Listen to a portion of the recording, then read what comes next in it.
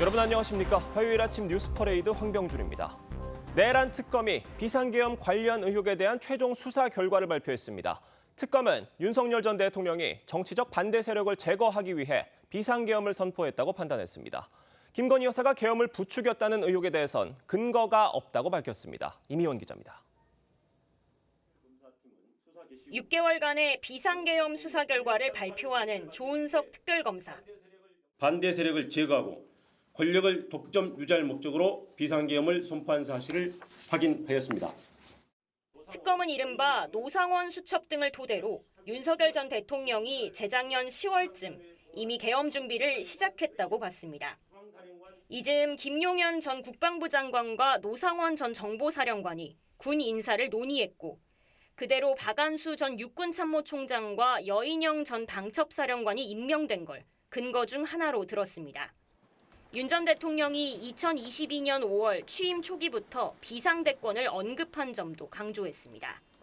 2022년 11월 국민의힘 지도부 만찬에선 야권을 겨냥해 나에게 비상대권이 있다. 총살당하는 한이 있어도 싹 쓸어버리겠다고 했고 2024년엔 한동훈 전 국민의힘 대표를 제거하겠다는 취지로 말한 걸로 조사됐습니다. 김건희 여사 계엄 개입설은 사실이 아니라고 결론지었습니다. 계엄 당일 김 여사가 방문했던 성형외과 의사 등을 조사하고 통신 내역도 살펴봤지만 관여 정황은 찾지 못했다는 겁니다. 오히려 계엄 선포 직후 김 여사가 윤 전 대통령에게 너 때문에 다 망쳤다라고 하며 싸웠다는 진술이 나왔습니다. 특검은 윤 전 대통령과 한덕수 전 국무총리 등 24명을 재판에 넘겼고 접수된 사건 249건 중 마무리되지 않은 34건을 경찰 국가수사본부에 이첩하기로 했습니다. TV조선 이미원입니다. 더불어민주당은 오늘 의원총회를 열고 내란 전담 재판부 설치법 수정안을 논의합니다. 이르면 연내 본회의에서 법안을 처리할 계획인데 당내 강경파 반발이 변수가 될 전망입니다. 국민의힘은 초선과 재선 의원이 각각 모임을 갖고 당내 현안을 논의합니다. 김창섭 기자입니다. 더불어민주당은 지난 3일 국회 법사위에서 내란 전담재판부 설치법을 강행 처리했지만 당내뿐만 아니라 조국 혁신당까지 위헌성을 지적하자 수정안 마련에 착수했습니다. 오늘 오후 2시 의원총회를 열고 내란 재판부에 대한 외부 법률 자문 결과를 공개하고 당내 수정안 의견도 수렴할 예정입니다. 당내에선 내란 전담재판부를 2심부터 적용하자는 방안 등이 검토 중인 것으로 알려졌습니다. 민주당은 이르면 해외 출장 중인 우원식 국회의장이 귀국한 직후 열리는 본회의에서 법안을 처리할 계획입니다. 외부 법률 자문까지 포함해서 설명을 드리고 의원님들의 토론을 거친 후에 아마 최종 결정을 하고 그리고 최종안을 정리하는. 국민의힘은 소속 의원의 40%를 차지하는 초선들이 오전 11시에 모여 차기 초선 모임 간사를 뽑습니다. 재선 의원들도 오전 10시 토론회를 열고 내년 지방선거 승리 전략 등을 토의할 계획입니다. 당내 반발이 있는 당심 70%, 민심 30% 공천 룰도 논의될 전망입니다. 선거 경쟁력에서 크게 뒤지고 있습니다. 당심 반영률을 높여서 후보를 공천하는 것이 과연 본선 경쟁력에. 국민의힘 당무감사위는 오늘 친한계를 겨냥한 당원 게시판 사건 등을 다룰 예정인데 초재선 모임에서도 관련 토론이 예상됩니다. TV조선 김창섭입니다. 네, 통일교의 정치권 지원 의혹 관련한 경찰의 전방위 압수수색이 15시간여 만에 종료됐습니다. 전재수 전 장관이 통일교 측으로부터 받았다는 의혹이 제기된 명품 시계는 발견하지 못한 것으로 전해졌는데 대신 확보한 회계장부와 휴대전화 등을 분석해 금품 수수 의혹을 확인할 방침입니다. 이나영 기자가 보도합니다. 경찰이 천정군과 통일교 서울본부를 압수수색했습니다. 한학자 총재가 정치인들을 만나 돈을 주고 통일교 수건 사업을 논의한 것으로 보고 강제 수사에 나선 겁니다. 천정궁 입구는 통일교 측이 삼엄한 경비를 펴면서 출입을 전면 통제하고 있습니다. 경찰은 통일교 본부뿐 아니라 금품 수수 혐의를 받는 전재수 전 장관, 임종성, 김규환 전 의원의 자택 등 10곳을 동시에 압수수색했습니다. 세 사람은 모두 통일교에서 불법적인 금품을 받은 적이 없다며 혐의를 부인하고 있고, 이 가운데 김규원 전 의원은 통일교에서 배달 사고가 난 것 같다고 주장했습니다. 이런 가운데 통일교의 또 다른 정치인 지원 정황이 드러났습니다. 지난 2018년 네팔 선교 행사에 여야 정치인 5명이 참석했는데 통일교 측이 비행기 값과 체류 비용 수천만 원을 지원했다는 겁니다. 네팔 행사에는 임 전 의원과 김 전 의원, 정양석, 이찬열, 안홍준 전 의원이 참석했습니다. 정 전 의원은 TV조선에 비행기 비즈니스 좌석과 호텔 비용 등을 통일교 측이 지불한 것은 맞다면서도 기독교를 믿고 있어 나중에 항의했다고 했습니다. 이 전 의원과 안 전 의원은 해명을 요구하는 취재진 질문에 답을 하지 않았습니다. 경찰은 압수품 분석을 마치는 대로 전 전 장관 등을 소환 조사할 방침입니다. TV조선 이나영입니다. 네, 통일교로부터 수천만 원과 고가의 시계를 받은 혐의를 받고 있는 전재수 전 해양수산부 장관. 혐의를 부인하고는 있지만 과거 한학자 총재의 자서전을 들고 기념 촬영을 한 사실이 추가로 드러났습니다. 전 장관은 택시기사 폭행으로 유죄를 받았던 이용구 전 법무차관을 변호인에 선임했습니다. 허유하 기자가 보도합니다. 2020년 3월 전재수 전 장관과 통일교 조직 남북통일운동 국민연합 관계자들이 찍은 사진입니다. 전 장관이 평화의 어머니라는 제목의 한학자 총재 자서전을 들고 있습니다. 자서전에는 통일교 수건 사업인 한일 해저터널 건설 필요성도 언급돼 있습니다. 전재수 전 장관은 2018년 통일교 후원단체가 주최한 남북통일대장정 행사에도 참석했습니다. 통일교 내부 소식지에는 전 장관이 2018년 9월 문선명 전 총재 6주기 행사에서 추도사를 했다고 적혀 있지만 전 장관은 그날 고향 의령에서 벌초를 하고 있었다며 부인했습니다. 경찰은 현직 국회의원인 전 장관의 의원회관 사무실을 압수수색했습니다. 어떤 자료 확보하셨나요? 혹시 소환 조사 계획 갖고 계신가요? 현장에는 변호를 맡은 이용구 전 법무부 차관이 입회했습니다. 이 전 차관은 술에 취해 택시기사를 폭행한 혐의로 지난 2023년 11월 유죄가 확정돼 변호사 자격을 박탈당했다가 이재명 정부 광복절 특사로 면허를 되찾았습니다. TV조선 허유아입니다.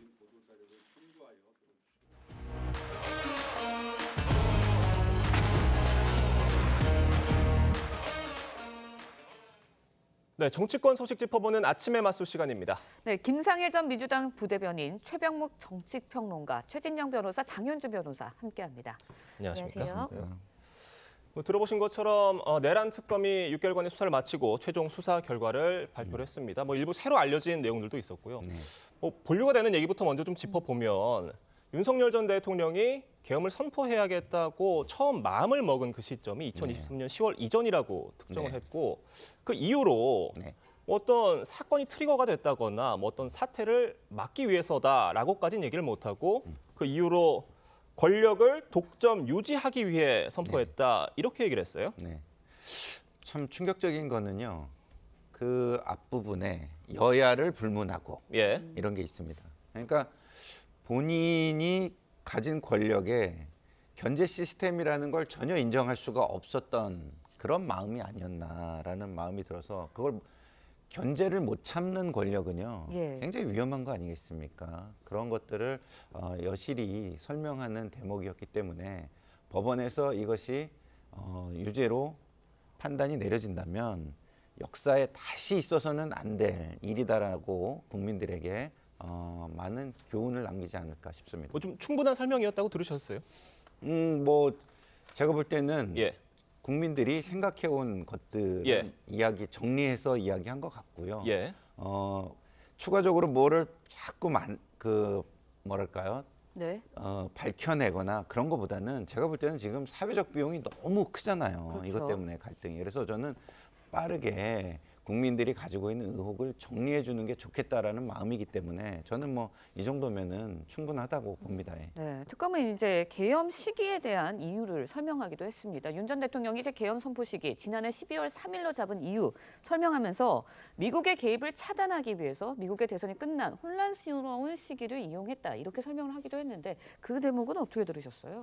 글쎄 수사 결과를 발표하면서 뭐뭐인 것 같다. 예. 또는 뭐뭐인 것으로 보인다. 뭐 이렇게 얘기하는 부분은 저는 그 자주 못 보던 장면으로 보여요. 왜 그러냐면 저거는 뭐 평론가들이나 이런 사람들이 할 수 있는 얘기 아닌가요? 그렇죠. 수사 결과는 사실관계로서 입증을 해야 되는 거거든요. 이만저만해서 이 사람은 우리가 뭐 기소를 한다든지 뭐 이렇게 돼야 되는데 예를 들어서 작년 12월 3일이 미국 대선은 11월 초에 있었습니다. 예. 자, 그런데 혼란한 시기? 글쎄, 잘 아시다시피 미국은 대선이 끝나고 나면 그야말로 시스템에 의해서 정권 교체가 되는 상황이죠. 그런데 그 한 달쯤 뒤에 무슨 미국이 그렇게 혼란한 시기였나요? 그래서 예를 들어서 시스템이 안 움직이나요? 한국에 그 비상계엄이라는 사태가 발생을 했다고 그랬을 때 만약에 미국이 그 바이든 행정부 말기라고 할지라도 예. 이게 정말 그 문제가 된다. 예. 또는 이걸 저지해야 되겠다라고 판단을 한다면 저지 못할 미국이 저는 아니라고 생각을 하기 때문에 특검의 판단, 그러니까 미국이 정권 교체기에 혼란한 틈을 타서 그 12월 3일을 날짜로 잡았다는 부분에 대해서 제 견해는 전혀 동의가 되지 않습니다. 그래서 저는 그냥 저거는 특검의 판단, 뭐 평론 수준의 판단이 아니었나 이렇게 생각을 합니다. 김건희 여사가 계엄 선포에 관여한 것 아니냐라는 의혹에 대해서는 사실이 아닌 것으로 확인이 됐다고 설명을 했습니다. 네. 그러니까 계엄 선포 직후에 윤석열 전 대통령과 김건희 여사가 심하게 싸웠다라는 취지의 진술을 확보했다고 하고 그 과정에서 김 여사가 너 때문에 다 망쳤다라는 말을 했다는 겁니다. 뭐 너는 윤 전 대통령을 가리키는 것으로 해석이 되고요. 어떻게 들으셨어요? 일단 특검으로서는 뭐 관련된 부분에 대해서 증거나 진술을 찾기 위한 수사를 벌였을 것으로 보입니다. 그러니까 김건희 씨가 계엄과 어떤 관련이 있거나 또는 알았거나 이런 부분에 대한 의혹이 있었기 때문에 관련 부분을 확인하는 노력은 기울였을 것으로 보이기는 하는데요. 그렇다 하더라도 특검이 뭐 추측이나 정황을 가지고 수사를 하는 것이 아니라 당연히 객관적인 진술이나 증거를 가지고 수사를 해야 되기 때문에 지금 측근의 진술에 의하면 계엄 선포 후에 사실 심하게 싸웠다 이런 이야기들이 나오고 뭐 너 때문에 뭐 다 망쳤다 이런 진술들이 나왔다라고 한다면 이거로 미루어 보면 사실 김건희 씨가 뭐 계엄을 알았다든지 뭐 관여했다든지 이런 부분들이 뭐 진술이나 증거로 뒷받침됐다라고 보기는 어렵기 때문에 특검의 결론이 이렇게 나온 것 아니겠나라는 생각 듭니다. 네, 특검은 뭐 김건희 여사의 이제 개입설에 대해서는 근거 없다라고 판단을 했습니다. 하지만 김 여사의 사법 리스크는 일부 영향을 줬을 수도 있다라고 판단을 했거든요. 이건 어떻게 보셨어요? 저는 이번 특검의 공소장 내지 수사 발표가 헌법재판소 탄핵 결정문보다 못하다 이렇게 평가를 하고 싶습니다. 실질적으로 국민의힘 같은 경우에도 380억을 들여가지고 기껏 밝혀낸 것이 김건희 여사의 부부의 부부싸움이었냐 이런 얘기가 지금 나오는 건 아니겠습니까? 실질적으로 민주당 같은 경우에는 마치 윤석열 전 대통령이 어떤 본인 부인의 어떤 그 사법 리스크를 회피하기 위해서 이 사안을 결단했다. 이런 식으로 계속 어떻게 보면 정치적인 프로파간다를 얘기를 해왔는데 이 부분에 대해서도 오히려 특검 같은 경우에는 일정 부분 영향을 미쳤을 가능성은 배제할 수 없다. 하지만 직접적인 어떤 그런 동기는 아니다라고 판단을 했는데요. 제가 말씀드린 것처럼 헌법재판소 탄핵 결정문에 보면은 왜 그러면은 윤 대통령이 그와 같은 비상계엄을 했느냐와 관련해 가지고 사상 초유의 예산 삭감, 일방적 입법 독재 이런 부분을 강하게 질타를 했고 실질적으로 그와 같은 것이 민주당의 입법권의 어떤 이게 남용까지는 이르지 않았지만 그런 부분에 대해서 상당 부분 문제를 가지고 있었다라는 사실을 인정을 했단 말이에요. 그런 부분에 대해서는 전혀 상관이 없고 결국 김건희 여사 때문에 그런 것이다라고 했는 것도 완전히 어떻게 보면은 결정적인 영향은 아니지만 간접적으로는 영향을 미칠 수도 있다라는 식으로 해서 사실상 민주당이 지금 해왔던 그 프레임을 동조했는 것이 아닌가 하는 그런 비판도 충분히 가능할 것 같습니다. 특검의 수사 결과가 많이 부실했다라는 개인적인 비판이셨는데 이 사법부의 계엄 동조 관여 의혹 이 부분 여권에서 많이 주장을 해왔던 부분인데 이 부분에 대해서 이 내란 특검조차 사실이 아니라고 판단을 했습니다. 그러니까 내란 특검이라는 게 결국 어떤 탄생 과정에서부터 구성해서 국민의힘이 관여를 못하게 되어 있었던 특검이잖아요. 그러니까 민주당 주도로 특검이 출범을 했던 그런 특검인데도 그런 특검조차도 이 부분에 대해서는 사실이 아니라고 본 점이 좀 의미가 있는 것 같아요. 사회적인 대혼란이 있었죠. 그 대혼란이 있으면 그 흙탕물 속에서 사람들이 시야를 확보하기가 좀 어렵습니다. 그럼 온갖 의혹과 음모론이 발생하게 마련이죠. 네. 예. 사회적 비용을 계속 키우는 겁니다. 근데 이런 사회적 비용이 계속 커지는 거를 정리해 줬다는 측면에서 저는 참 다행이라는 생각이 들고요. 예. 바라자면 미래에는 예. 좀 이렇게 공적인 책임 있는 자리에 있는 분들은 그런 데서는 좀 동조하지 않는 계기가 됐으면 좋겠다라는 말씀을 드리고, 또 차제의 사법 권위와 사법 신뢰가 많이 흔들리고 지금 있는 상황에서 그런 부분에 대해서도 차후에 재판 결과가 나오면 그런 어떤 사법 권위나 신뢰를 흔드는 이런 것들은 좀 사라졌으면 좋겠다, 이런 바람을 갖게 합니다. 예. 네, 내란 특검 수사 결과에 대해서 일각에서는, 이제 법조계에서는 앞서서 최진영 변호사님께서 뭐 비슷한 지적을 해주셨지만 특검 수사 결과가 검찰 수사 결과에서 크게 나가지 못했다, 이런 시각도 있다고 하는데 여기에 대해서는 어떻게 뭐 윤석열 전 대통령이 비상계엄을 선포한 행위가 내란이라는 데서 출발했던 거 아니겠어요? 근데 이제 내란 혐의로는 이미 뭐 기소가 돼 있기 때문에 예. 윤석열 전 대통령을 수사해서 일부 뭐 추가 기소한 내용은 있습니다. 네. 뭐 특수공무집행 방해니 뭐 몇 가지 있기는 하지만 기본적으로 큰 틀에서 본다면 비상계엄이 내란이라고 하는 그 부분과 관련해서 주변의 여러 가지의 정황들, 그리고 이제 민주당이 그리고 있던 그림, 네. 내란의 여러 가지 행태, 뭐 이런 것들은 거의 다 지금 배척이 된 삶 아닌가요? 예를 들어서 뭐 조희대 사법부가 내란에 동조를 했다든가, 뭐 지기현 그 부장판사가 뭐 뭘 어떻게 했다든가, 뭐 김건희 여사 건 뭐 이런 거 다 네. 실제 그 민주당의 주장을 전혀 입증해내지 못한 거 아니겠어요? 예. 그러면 입증하지 않으려고 했던 건 아닌 것 같고, 전에 출발은 이건 민주당이 추천한 특검 아닙니까? 예. 그러다 보니까 아마 민주당의 프레임을 확인하려고 백방으로 노력을 했을 텐데 아무리 확인을 해도 그런 것은 없더라. 결국 그 얘기가 된 것이고, 그러면 그동안에 검찰이 자, 윤석열 전 대통령이 비상계엄이 내란 혐의가 있다라고 해서 기소한 큰 내용하고 별 차이가 없는 거죠.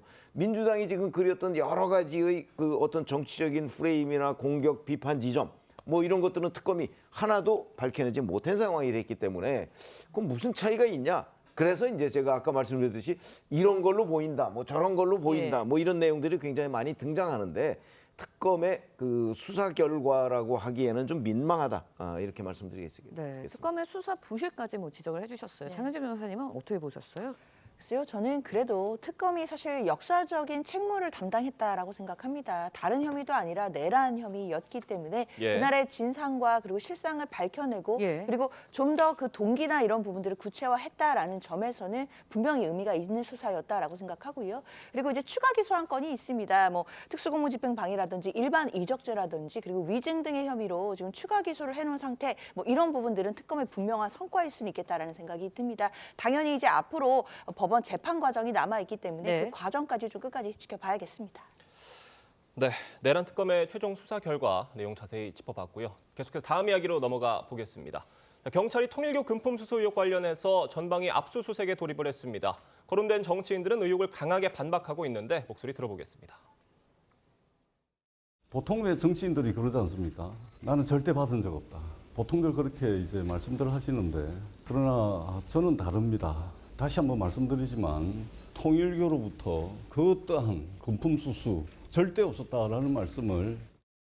하늘이 두 쪽 나도 아닌 건 아닌 겁니다. 통일교로부터 불법적인 돈 받은 사실이 전혀 없습니다. 윤영호라는 사람하고는 전화 한 통 한 적이 없습니다. 정치인들 입장 어떻게 들으셨습니까? 글쎄, 이 금품 수수와 관련한 뭐 의혹이 불거질 때마다 정치인들은 늘 받은 적이 없다고 얘기를 하죠. 과거에도 우리가 정말 익히 보던 장면들입니다. 물론 억울할 수도 있겠어요. 예. 그러나 그거는 이제 그 조사를 해봐야 아는 거고요. 당장 전재수 전 해양수산부 장관한테 금품을 주었다고 하는 진술이 있었잖아요. 그러면 이제 지금부터 남은 거는 경찰이 이걸 수사하는 의지, 그다음에 뭐 능력 뭐 이런 건데, 예. 또 경찰이 그동안에 이제 이런 사건을 수사했던 그 여러 가지의 경험들을 저희가 다 알고 있기 때문에 과연 그런 의지와 능력이 있을 것인가? 뭐 압수수색을 어저께 했습니다만 예. 있을 것이냐 하는 데에 대해서는 상당한 의문이 드는 것도 사실이잖아요. 그러니까 저는 뭐 단정하지는 않겠지만 경찰 가지고 과연 될까 하는 데에 대해서는 여전히 저희도 뭐 다 과거에 그 법조 출입도 하고 뭐 기자 생활을 예. 오래 해가면서 느낀 경험으로 보면 이런 사건을 경찰이 제대로 해결해낸 경우가 정말 별로 기억에 남는 게 없다 하는 차원에서 본다면 하루빨리 특검으로 가야 되는 것 아닌가 이런 생각이 듭니다. 경찰의 압수수색 시기는 좀 적절했다고 보세요? 아니 그건 이제 예. 뭐 특검으로부터 자료를 넘겨받고 나서 예. 5일 뒤에 한 거잖아요. 예. 사실은 5일 뒤에 한 것도 별로 그렇게 적절한 대응으로 보이지는 않습니다. 압수수색이라는 건요. 범죄 혐의를 받고 있는 사람은 누구나 예상을 합니다. 예. 그렇기 때문에 전격적으로 이루어져야 하거든요. 근데 그것도 5일씩이나 기간을 줬다고 한다면 물론 그래도 뭐 뒤에 압수수색을 해서 뭔가 수집할 자료가 있기는 하겠지만 여하튼 그것도 빠르다고 얘기할 수는 없는 거다 이렇게 봅니다. 네, 그런데 이런 가운데 전재수 전 장관 과거에 한학자 총재 자서전을 들고 기념 촬영을 한 사실이 추가로 드러났습니다. 일단 전 전 장관 측은 지역 주민들이 찍자고 해서 마다할 수 없었다라고 해명은 했어요. 하지만 일단은 통일교와 연관된 정황들이 계속해서 드러나고 있는 것 같거든요. 근데 저거를 통일교와 연관 이렇게 규정을 하는 거는 저는 지금 상황에서는 조금 성급하다고 예. 말씀을 드리고 싶습니다. 왜냐하면 국회의원은 유권자를 만나는 직업이에요. 그 유권자가 범죄자여도 유권자면 만나야 하는 겁니다. 만났는데 그 결과가 부정청탁이 있거나 뭐 불법 수수가 예. 있거나 이러면 문제가 되는 것이죠. 그렇지만 그 전까지 누구를 만났다는 것 때문에 그 만남을 어떤 형태로 규정한다는 것은 오히려 정치인들의 그 의무를 다하는 것을 오히려 막을 수 있는 것이기 때문에 그 부분은 조금 성급하게 얘기할 것은 아닌 것 같고요. 경찰의 수사를 좀 지켜봐야 하겠다라는 말씀을 드리고 그리고 이런 그 정치인들, 권력자들의 금품수수 이런 거는요. 예. 대부분 현금으로 오가기 때문에 그 입증이 그렇게 쉽지는 않아요. 그렇기 때문에 우리가 일반적으로 포괄적 뇌물죄라는 말을 쓰는데 뭐 그런 법적인 건 없습니다만 그런 식으로 표현하듯이 정황 증거들을 차근히 모으면 또 그게 입증이 되는 경우가 있기 때문에 경찰의 그런 빌드업 과정이나 결과를 좀 예. 지켜봤으면 좋겠다 이런 말씀을 드립니다. 자, 어제 전재수 의원실 압수수색을 할 때 경찰이 의원회관에 도착한 이후에 2시간 넘게 좀 지연이 됐다고 하고 그 사이에 의원실에서 문서 파쇄 소리가 들렸다고 합니다. 물론 의원실에서 뭐 파쇄하는 일 할 수는 있는데 어제 압수수색 도착하러 경찰이 도착한 예. 이후에 이런 소리가 들렸다 보니까 여러 가지 좀 해석들이 나오는 것 같아요. 그렇습니다. 그 강제 수사의 예. 두 가지 원칙은 하나는 전격성, 또 하나는 밀행성이다라고 할 수 있는 것이죠. 전격적으로 해야 되는 것이고 그것을 다른 그 피의자가 몰래 빨리 해야 되는 것이죠. 그런데 9시에 도착해서 11시 20분에서야 비로소 들어갔고 그 사이에 문서를 갈아버리는 소리가 지속적으로 나왔다. 그런데 계속 거기에서 그것을 지켜보고만 있었다. 이게 바로 증거인멸 방조 아닙니까? 그런 얘기를 들어도 사실은 비판을 들어도 충분히 저는 가능하다라고 보는데요. 지금 이거와 관련해 가지고 경찰 관계자 같은 경우에는 국회 압수수색할 때는 관행적으로 어떻게 보면 국회의장한테 먼저 알려야 되는데 국회의장이 지금 뭐 해외에 가 있어서 그거 제대로 예. 알지 못한다라고 하는데 저는 그것은 하나의 변명에 불과한 것이다. 네. 그리고 실질적으로 안에서 그러면은 뭔가 이제 안에서 범행의 소리가 들리는데 그럼 계속 있어야 됩니까? 문 따고 들어가야 되는 것이죠. 그렇기 때문에 증거 인멸을 할 수 있는 시간을 벌어줬는 것이고 과연 이와 같은 것이 수사를 제대로 할 의지가 있느냐라는 것에 대해서 의문을 제기할 수밖에 없는 상황이라고 봅니다. 네, 통일교의 정치권 로비 의혹과 관련한 압수수색에 대해서 전방위적 압수수색에 대해서 이야기를 이어가고 있는데요. 뭐 전재수 전 장관 소환 조사 조만간 이루어질 것으로 보이는데 어떤 점이 중점적으로 조사될 것으로 보십니까? 결국 지금 이런 것을 이제 그 화이트 칼라 크라임이라고 하죠. 어떤 뭐 블루 칼라가 하는 것이 아니고 뇌물이라든가 정치자금법 같은 경우에는 굉장히 은밀하게 돼갑니다. 그런데 이 정도로 어떤 그 사안에 대해서 구체적인 진술이 나온 사안을 제가 본 적이 없는 것 같습니다. 실제로 그 어떤 시계 같은 경우에도 예. 구체적인 이 메이커까지 나오는 것이고 그 시가까지 나오는 것 아닙니까? 그리고 돈을 줄 때 같은 경우에도 이거 받아도 됩니까? 라고 했는데 그에 대해서 복돈이니까 괜찮다. 이 정도면은 실제로 겪지 않으면은 얘기할 수 없는 정도의 얘기 아닙니까? 그것이 바로 어떤 어떻게 보면 뇌물 내지 정치자금법 위반 관련되는 굉장히 중요한 수사의 단서입니다. 그렇기 때문에 과연 옛날에처럼 저는 이렇게 생각합니다. 김건희 여사 샤넬백 사건에 했던 것처럼 압수수색하고 하면 충분히 됩니다. 이 1,000만 원짜리가 넘는 시계 2개 이런 부분에 있다고 하면은 충분히 그와 같은 그 보증서라든가 이런 부분이 있기 때문에 추적을 한다고 하면은 어디에서 언제 샀는지 이런 부분을 통해서 과연 전달됐는지 이런 부분은 충분히 확인할 수 있는 부분이기 때문에 경찰이 수사 의지만 가지고 확인을 한다고 하면은 말씀드린 것처럼 이 구매했던 내역, 그 돈이 어디서 나왔는지 충분히 밝힐 수 있지 않을까 생각을 합니다. 네, 경찰의 전방위적인 압수수색 15시간여 만에 끝이 났습니다. 10곳을 압수수색했지만 핵심적으로 이야기가 되는 명품 시계 등 물증은 아직 확보하지 못한 것으로 전해지고 있거든요. 근데 이런 뇌물, 수수 의혹 관련한 수사에서는 결국은 이 물증, 핵심적인 물증 확보가 중요한 거 아닌가 싶은데 어떻게 보세요? 그렇죠. 사실 이런 금품 수수 혐의뿐만 아니라 모든 사건에 있어서 압수수색을 통해서는 핵심 물증을 확보하는지 안 하는지 이런 부분들이 수사의 성패를 가르는 것은 분명합니다. 그런데 다만 어제 정말 전방위적인 압수수색이 있었고요. 일단 아직은 압수물 분석이 이루어져야 되는 상황이기 때문에 단언하기는 어려울 것 같습니다. 특히 물론 명품 시계라든지 이런 언급된 부분 같은 경우에는 아직 확보되지 못한 것으로 지금 보도는 되고 있지만 그것 말고 관련된 디지털 기록이라든지 문서라든지 이런 부분들이 어느 정도 압수가 되어서 지금 분석이 어떻게 될지 이런 부분들은 좀 더 지켜볼 단계라는 생각은 들고요. 다만 윤영호 전 본부장이 지금 금품을 줬다라는 진술 자체가 조금씩 오락가락하고 있는 상황이라면 경찰이 압수수색을 통해서 핵심적인 물증을 확보하지 못한 상황이다라고 전제를 한다면 사실상 앞으로 수사 과정에서 전재수 전 장관이라든지 이런 사람들을 소환해서 어떤 부분을 수사할지 이런 부분에 대해서는 조금은 어려움을 겪을 수는 있겠다라는 예상도 될 수 있겠습니다. 그러니까 윤 전 본부장의 흔들린 진술에 대해서도 설명을 지금 해주셨는데 기존 진술이 있고 바뀐 진술이 있는 거잖아요. 그 사이에는 이재명 대통령의 통일교 관련 언급이 있었고 또 결심 공판이 있었고 언론을 통해서 통일교 민주당 지원 의혹이 불거진 그 사태들이 가운데 있기 때문에 이 두 가지 진술을 경찰이 어느 게 더 신빙성이 있다고 볼 거로 보세요? 자, 그거야말로 이제 조사를 진전시켜 나가는 과정에서 그 얘기가 나와야 되겠죠. 자, 윤영호 전 본부장이 8월 초에 그 민중기 특검에서 진술한 내용은 누구도 그 어떤 외부적인 영향 없이 자연스럽게 진술을 한 거예요. 그때 여야 모두한테 이렇게 줬다. 그래서 권성동 의원한테도 주고 지금 전재수 의원한테도 주고 이렇게 얘기했는데 민중기 특검은 권성동 의원한테 준 부분만 그 수사를 해서 지금 재판에 넘긴 상황이잖아요. 그래서 전재수 의원 거는 덮었단 말이죠.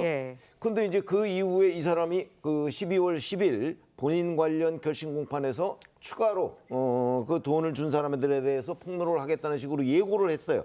근데 예고가 나오기 그 직전에 나오자마자 이재명 대통령이 국무회의에서 무려 2번에 걸쳐서 통일교재단 해산 얘기를 했단 말이죠.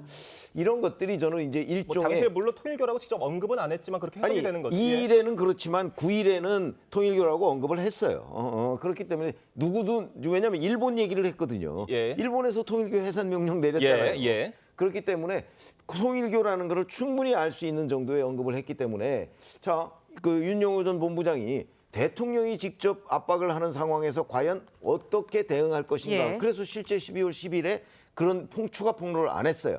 그래서 저는 물론 여기는 이제 저희 분석의 영역이지만 아직 윤영호 그 씨와 이 어떤 정권 간에 무슨 밀고 당기기식의 뭔가가 있지 않는가 하는 그런 추측을 충분히 해볼 수가 있고 그런 것들이 영향을 미쳐서 윤영호가 추가 폭로를 안 하고 입장을 좀 바꾼 것 아닌가 이렇게 생각이 든다면 앞으로 이런 일이 그렇다고 윤영호 전 세계본부장이 완전히 그 본인의 주장을 접은 건 아니잖아요. 조금 그 입장을 좀 바꿨을 뿐이죠. 그러니까 이거를 원래의 8월 초 진술로 돌아가게 하기 위한 경찰의 의지, 능력 이런 것들이 굉장히 중요한데 그게 지금 저는 의심할 수밖에 없다는 얘기죠. 결국 수사가 진척이 돼야 된다.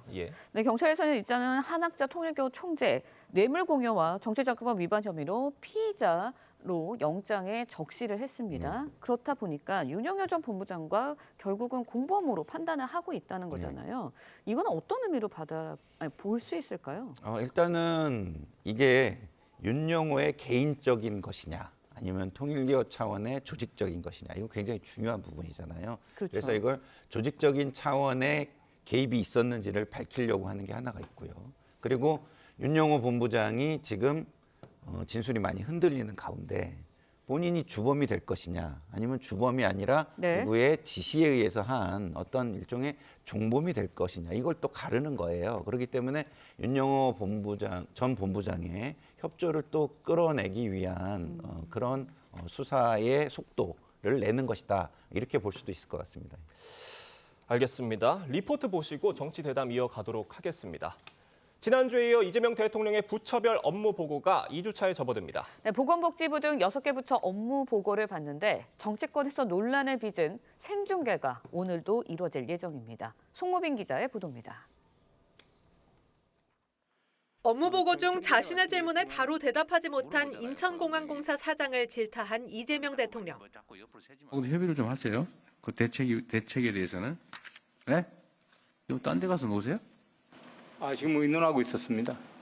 논란의 업무 보고 생중계가 오늘은 보건복지부, 문화체육관광부, 식약처와 질병관리청, 국가유산청과 국민권익위원회에서 이어집니다.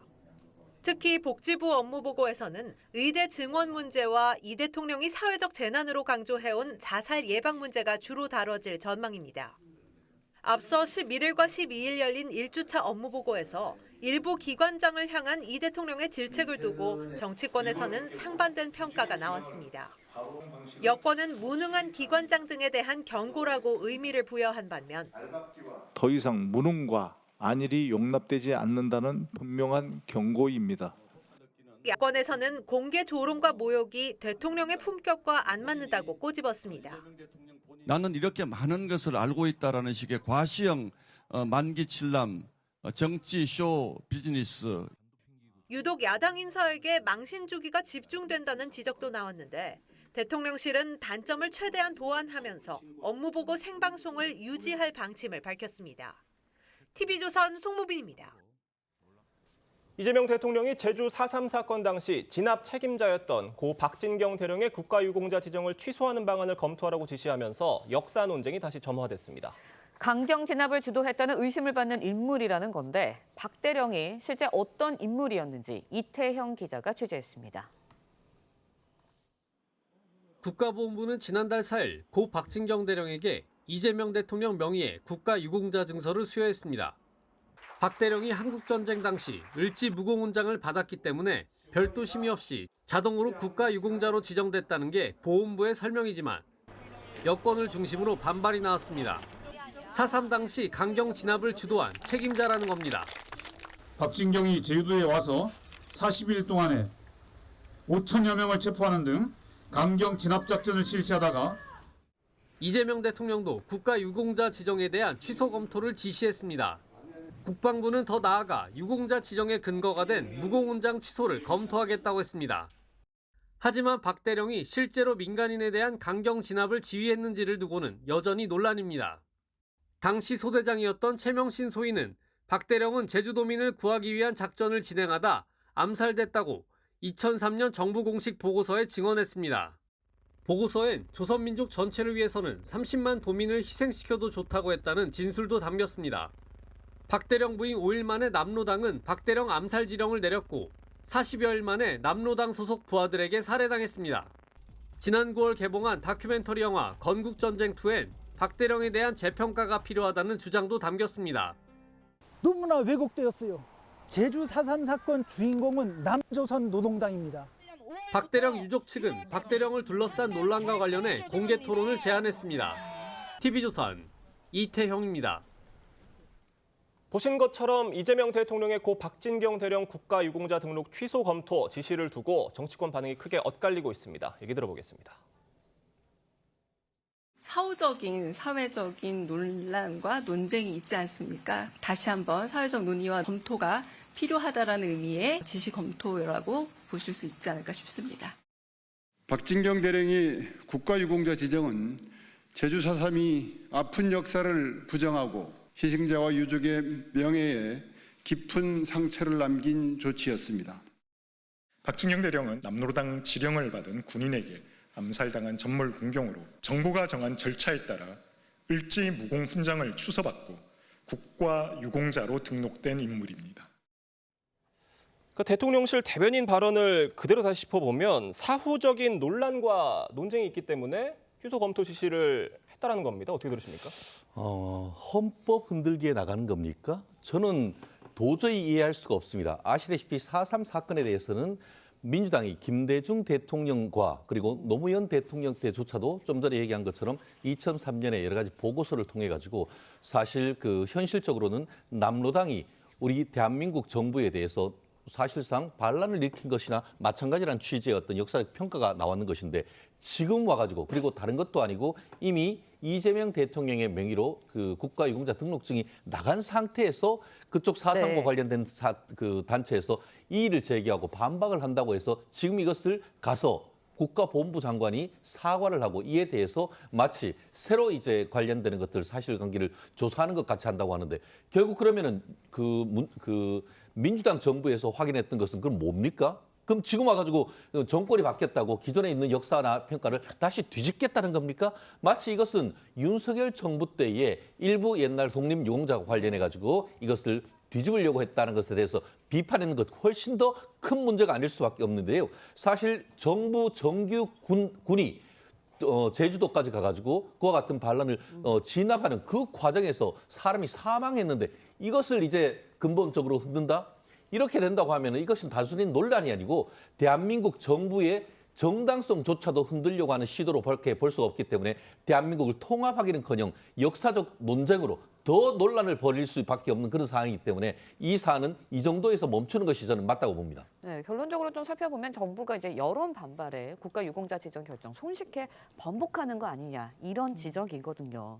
법적으로도 취소가 가능한 건가요? 일단 법적으로 취소가 가능하다는 해석은 해볼 수 있겠습니다. 왜냐하면 사실 국가유공자 등록을 취소하기 위해서는 그 근거가 된 무공수훈 자체를 취소를 해야 되는데요. 우리나라 상훈법 8조를 보면 공적이 거짓으로 밝혀진 경우에는 훈장을 취소할 수 있도록 되어 있습니다. 그러니까 역사적인 사실을 통해서 만약에 거짓이었다라는 부분을 밝혀낼 수 있다라고 한다면 사실상 취소가 가능하다라는 해석도 나올 수 있는 건데요. 다만 훈장을 수여한 기록은 있는데 지금 전공 확인서가 없는 부분들도 있기 때문에 사실 이런 부분들은 좀 세심한 검토는 필요해 보인다라는 말씀 덧붙여야겠습니다. 그러니까 고 박진경 대령의 행적 또 책임을 두고는 여러 가지 논란이 있는 상황에서 이런 지시가 나온 거여서 어떻게 보고 계세요? 사실은 역사적으로 또는 보면 별 논란은 없는 거죠. 왜냐하면 이게 본말을 지금 이재명 대통령이 전도시키려고 하니까 문제가 되는 거지. 4.3 사건이라는 건요. 그 본질은 남로당의 무장 폭동입니다. 그렇죠? 근데 그 무장 폭동을 이제 정부에서 진압하기 위해서 내려가서 진압을 하는 과정에서 생긴 민간인 학살 문제가 있는 거거든요.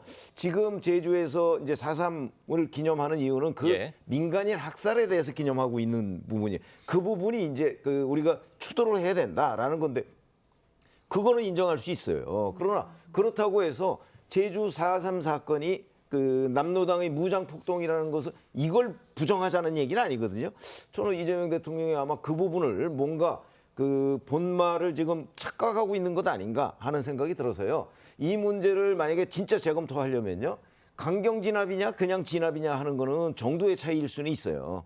그러나 그 부분은 역사적 사실로 규명해야지 어느 진영의 논리로 그냥 그 당시에 진압한 사람들은 모두 강경 진압이다 이렇게 치부할 건 저는 아니라고 보기 때문에 이거는 그야말로 어떤 역사 학계의 판단 뭐 이런 걸 기반으로 해서 판단을 해주시기를 기대합니다. 네, 진영 논리로 접근할 일은 아니다 이렇게 말씀해 주셨는데 진보 진영에서는 박 대령이 민간인을 학살했다 의혹을 제기하고 있는 상황이고요.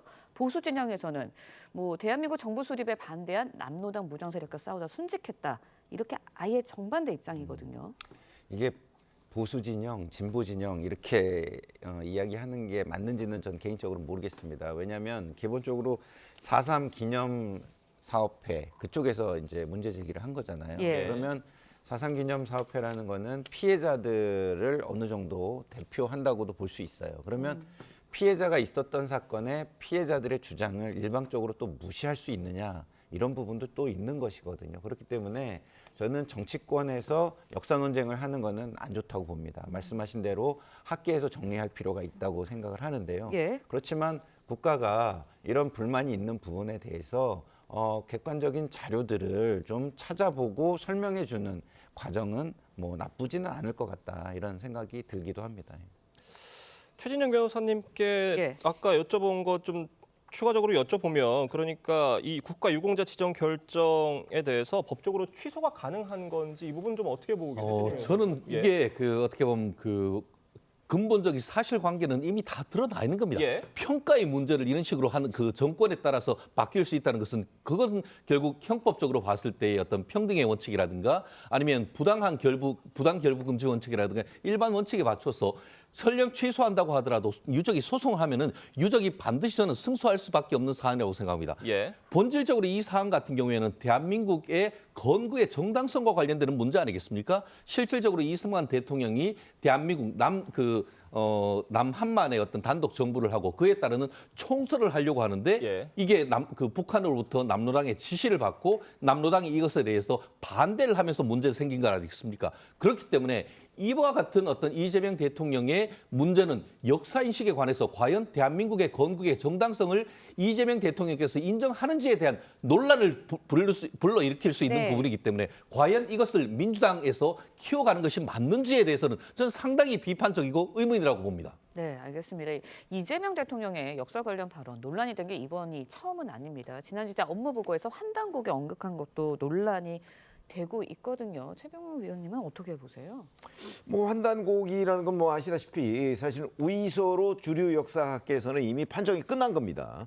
근데 이재명 대통령이 갑자기 환단곡이 문제를 들고 나와서 박지양 동북아 역사재단 이사장을 이제 그거는 문헌 아니냐, 뭐 그거에 관해서 역사학계에서 마치 다툼이 있는 것처럼 지금 얘기를 하고 있거든요. 역사학계에서 다툼이 없습니다. 다만 일부 제야사학자라는 사람이 아직도 그런 걸 주장하고 있는 거죠. 그렇기 때문에 제가 보건대는 역사학계에서는 이미 판정이 끝난 걸 뒤늦게 이재명 대통령이 지금 끌고 와서 그 동북아 역사재단 이사장을 비판하는데 활용한 거에 불과하다고 저는 보기 때문에 이 문제를 뭐 역사 논쟁의 차원으로까지 얘기할 수 있는 건 아니고 저는 오히려 그보다 이재명 대통령이 윤석열 정부에서 임명한 동북아 역사재단 이사장을 그 자리에서 그만둬라라는 정치적 의도를 가지고 비판한 것에 불과하다 이렇게 생각합니다.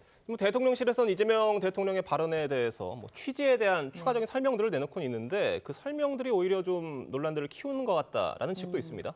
글쎄요, 뭐 바라보는 관점에 따라 조금씩 다를 수는 있겠지만 대통령으로서는 사실 이 해당 주장, 그러니까 뭐 관련된 뭐 역사 논쟁에 대해서 뭐 동의를 하고 있다거나 아니면 연구 검토를 지시하거나 이런 취지는 전혀 아니었다라는 입장이고요. 특히나 사실 중국과 일본의 역사 문화 왜곡에 대해서 대응하는 기관 중에 하나가 동북아 역사재단이거든요. 그렇다면 그 재단이 제대로 된 역사관을 가지고 일을 하고 있는지 이런 부분들을 확인하는 과정에서 나온 언급이었다라는 점을 대통령실이 강조하고 있습니다.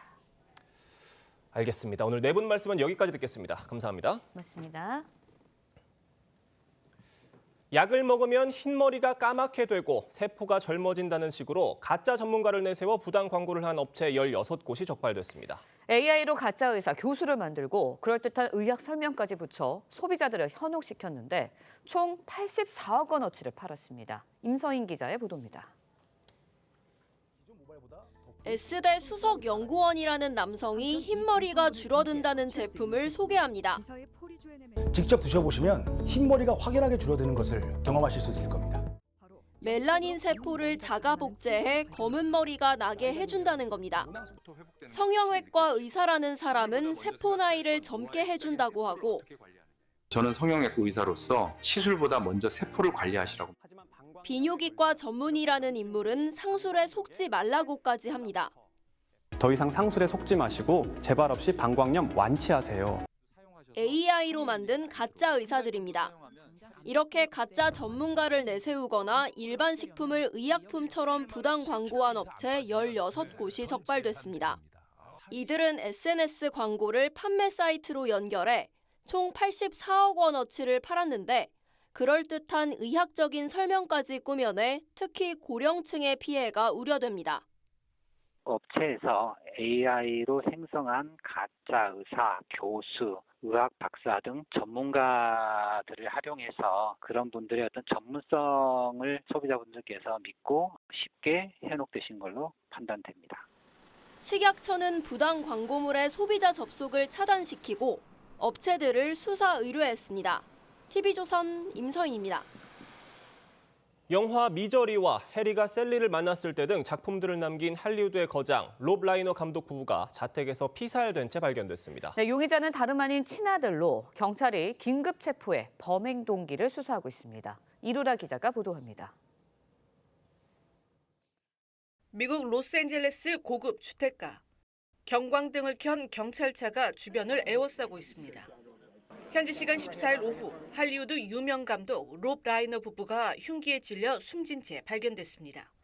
경찰은 유력한 용의자로 라이너 부부의 아들 닉을 긴급 체포했습니다.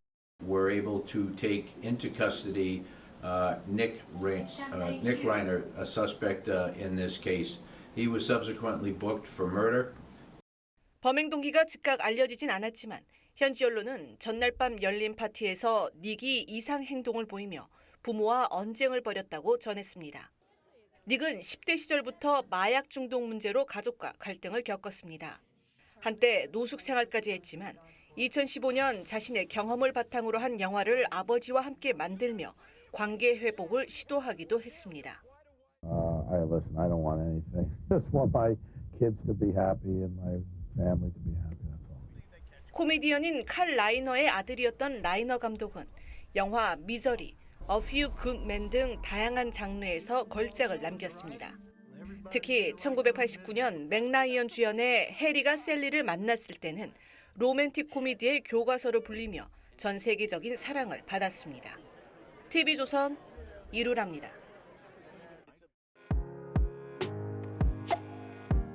네, 렌즈에 담긴 그 순간 그 의미를 짚어보는 시간이죠. 사진 기자가 선택한 아침의 한 장입니다. 오늘은 조선일보 사진부 이태경 기자와 함께합니다. 안녕하세요. 오늘 아침에 볼 사진 어떤 건가요? 네, 총기 테러 사건이 있었던 호주 본다이 해변의 모습인데요. 해변에는 추모 물결이 이어지고 있습니다. 현장 모습 사진으로 만나보겠습니다.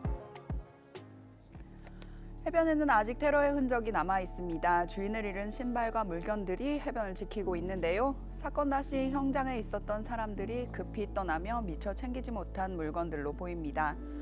사건 다음 날 현장 주변을 찾은 사람들은 기억과 애도의 증표로 꽃을 내려놓으며 다시 돌아올 수 없는 희생자들의 넋을 위로합니다.